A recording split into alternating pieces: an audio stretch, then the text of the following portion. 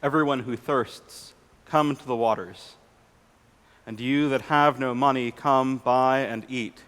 Come buy wine and milk without money and without price. In the name of God, Father, Son, and Holy Spirit.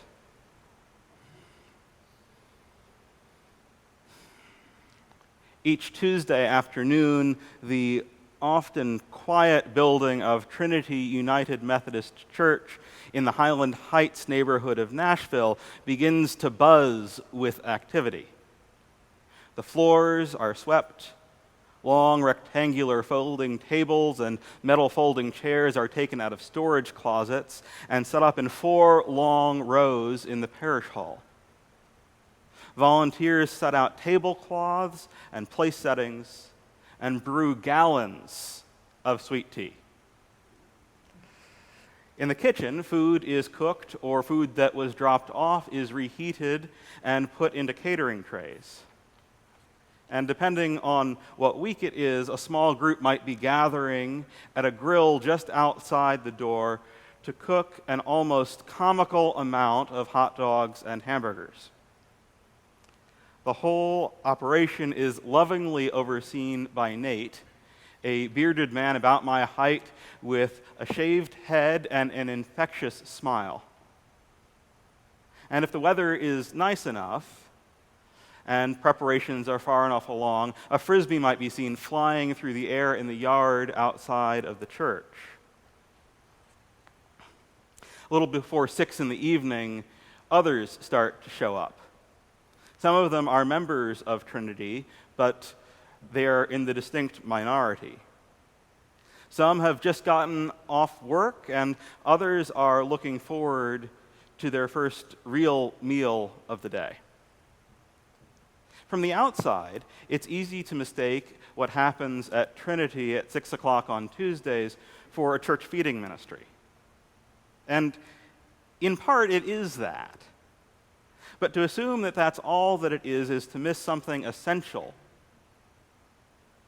Each Tuesday evening, the doors are thrown open and the whole community is invited in to sit and eat together. Young and old, rich and poor, people with homes and people without homes, all sit at the same 4 long tables to break bread together, to share a common meal. There is no fee, no program that one must endure in order to get the food, and no condition that must be met to enter. The only expectation is that regular attendees will pitch in some way. They might take part in setting up, might help cook or donate some food if they're able. They might serve the food or help with cleanup and turnaround of the space. Each Tuesday evening, that run-down parish hall unites the often separate parts of the Highland Heights community. In it, they come together to share an evening of joy over a common meal. Each Tuesday at 6 o'clock, in a rundown church in Nashville, Tennessee, the Highland Heights community issues an imitation of Isaiah's 5-verse invitation. Everyone who thirsts, come to the waters. And you that have no money, come buy and eat. Come buy wine and milk without money and without price. In these 5 short verses, the prophet Isaiah summarizes the hope of the gospel. In these 5 short verses, the prophet Isaiah proclaims hope, joy, and restitution to a people caught in the grief and tribulation of exile. In these 5 short verses, the prophet Isaiah reminds us all that in times of grief and despair, God shouts the promise of an invitation to the new life that is prepared for each and every one of us.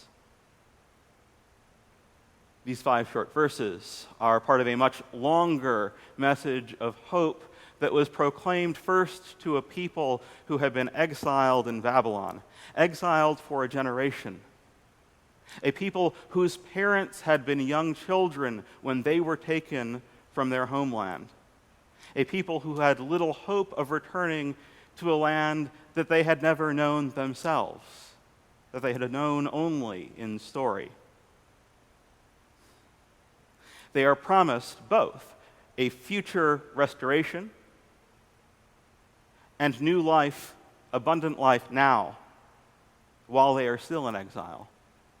They are promised that they will one day dwell again in Jerusalem, the place they long for and yet have never seen. And at the same time, they are assured that even in Babylon, God is still with them, that they have not been abandoned. They are assured that God, the source of light and life, has not left them. God calls them to come to the water, to drink deeply of that which gives life itself. God is inviting them while still in Babylon to celebrate a great feast. Now, not later, now, in the midst of their exile, rather than waiting until restoration is complete. The prophet Isaiah issues an invitation to joy in the midst of troubles and trials, and the assurance that at the last it is God who will be victorious. It is an invitation to delight in God, an invitation to delight in the knowledge that we are always in God's presence, that there is nowhere that we can go to escape God. It is an invitation that is made just as vigorously and just as urgently to us today as it was to those exiled in Babylon. As we sit in our own grief, as we mourn, as we read what seem to be countless think pieces about what might come, and as we ponder what life might look like a week, a month, a year from now, God invites us to drink deeply from the water of life and to take comfort. And we are invited, if we can, to rejoice in the knowledge that even now, especially now, God is with us. And having accepted that invitation, just like those regular attendees at the 6 o'clock Tuesday meal, we are given a task. We are called to invite others as well. We are called to go out and tell others to come and drink, those that are thirsty, to come and eat, those that are hungry. We have found comfort in this invitation, and we are called to go out and extend it to one and all, near and far. To let the whole world know that a feast has been prepared for us, and that it is a table set in abundance. Now, in truth, those Tuesday meals at Trinity and any celebration that we ourselves might host are but an imitation of the feast to which God has invited us. No matter how hard we try, they will pale in comparison. But in them we can see glimmers of God's promise. We can catch glimpses of that wondrous celebration that awaits us. It is in the Eucharist, at which God is both host and meal, that we can receive a true foretaste of that feast to which we have been invited. Now, it is a painful thing, especially in a time of great uncertainty, that we cannot all physically receive the Eucharist each week. But the Church gathers in the ways that it can in order to faithfully show forth that meal that awaits us and to allow us to spiritually partake and to provide for the opportunity for those who wish to receive to have communion brought to them, to become part of the body and to keep the feast in new and certain ways in these new and uncertain times.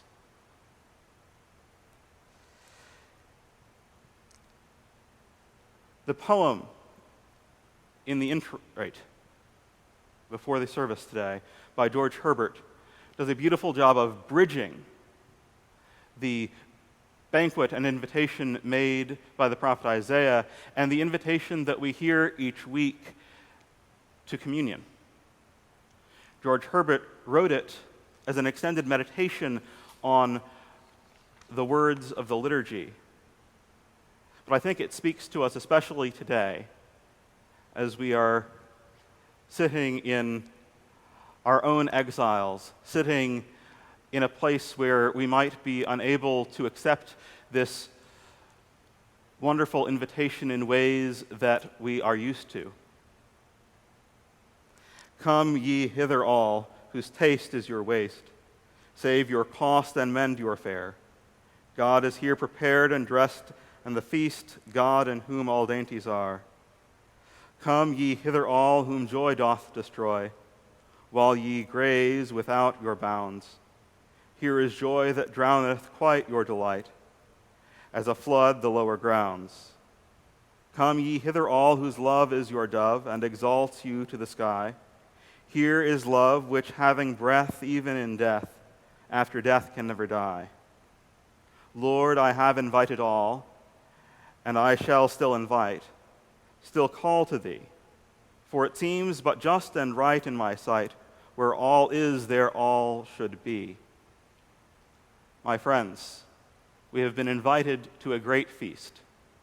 We've been invited to drink deeply from the water of life and to celebrate with joy God's presence among us.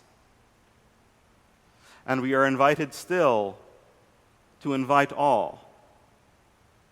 For as George Herbert said, it seems but just and right that where all is, there all should be.